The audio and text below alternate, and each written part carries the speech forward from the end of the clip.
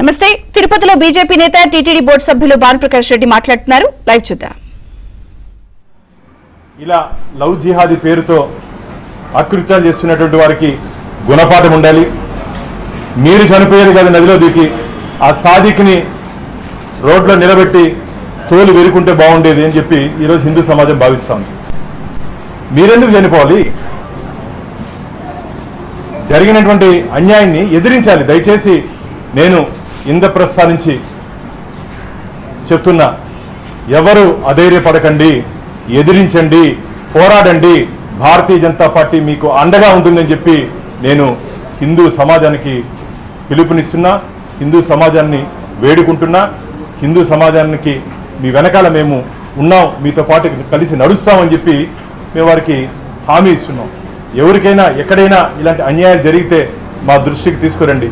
ఖచ్చితంగా మీ కుటుంబంలో ఒకరిగా, మీ కుటుంబ సభ్యుల్లో ఒకరిగా మా కుటుంబంలో ఏ విధంగా అన్యాయం జరుగుతుందో ఆ విధంగా మీతో పాటు పోరాటం చేసేదానికి కానీ ఎంతవరకన్నా మీతో కలిసి నడిచేదానికి భారతీయ జనతా పార్టీ మీతో పాటు ఉంటుందని చెప్పి నేను మీకు మనవి చేసుకుంటూ, ఇది మంచిది కాదు. మీరు కానీ గమనించినట్టయితే భారతదేశంలో అన్ని రాష్ట్రాలకి ఇది మిత్రులారా, అన్ని రాష్ట్రాల్లో కేరళలో విపరీతంగా దీని మీద కేసులు నమోదవడం జరిగింది. దాని మీదుగా అందరికీ తెలుసు కేరళ ఫైల్స్ అనే ఒక సినిమాను కూడా చిత్రీకరించడం జరిగింది. ఆ కేరళ ఫైల్స్ ఈరోజు కాకినాడ వరకు. ఈరోజు నేను కొందరు అధికారులతో మాట్లాడితే వారు చెప్తున్నారు, కొన్ని వేల మంది దీని బారిన పడి ఇబ్బంది పడుతున్నారు. బయట చెప్పే ధైర్యం లేక, చెప్తే ఎక్కడ ఏమవుతుందో, కుటుంబ పరువు పాడవుతుందని చెప్పి ఆలోచిస్తున్నారు. దయచేసి ఇది ఉద్దేశపూర్వకంగా చేసినటువంటి ప్రక్రియ మిత్రులారా. ఇది ట్రాప్ అంటారు. అమాయకమైనటువంటి కుటుంబాలని, అమాయకమైనటువంటి మహిళల్ని ఎంచుకొని తద్వారా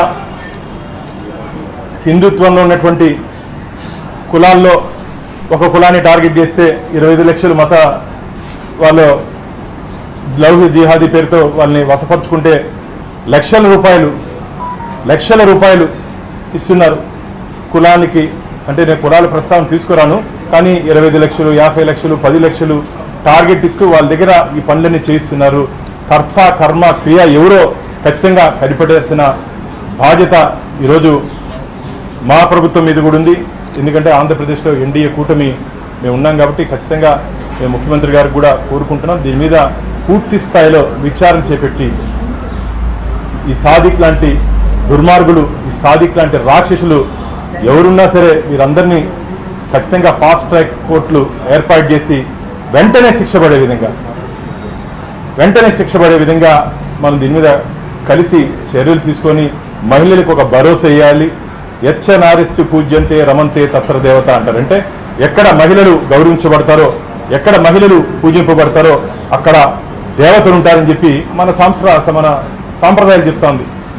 అలాంటి హిందూ దేశంలో, భారతదేశంలో జన్మించినటువంటి మహిళలు, అమ్మాయిలు ఈరోజు ఇంత ఇబ్బంది పడుతున్నారు. ఇది మంచిది కాదు. నేను ఒకటే గుర్తు చేస్తున్నా, దయచేసి త్రేతాయుగంలో సీతమ్మ మహాతల్లికి ఇబ్బంది వస్తే ఏ విధంగా రామదండు వేయి కాపాడిందో అదేవిధంగా కలియుగంలో భారతీయ జనతా పార్టీ మీకు తోడుగుంటుంది.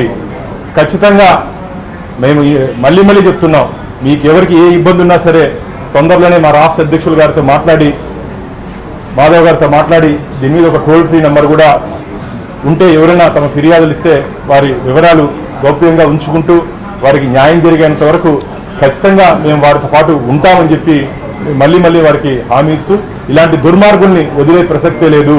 నేను మళ్ళీ చెప్తున్నా, మనం దూకేది కాదు, వాళ్ళని తీసుకొని గంగలో ముంచితే అప్పుడు అసలైన హిందూ అవుతాం మనం. మన హిందూ మతంలో పరశురాముడు కూడా ఉన్నారు. దయచేసి పరశురాముని ఆదర్శంగా తీసుకోండి.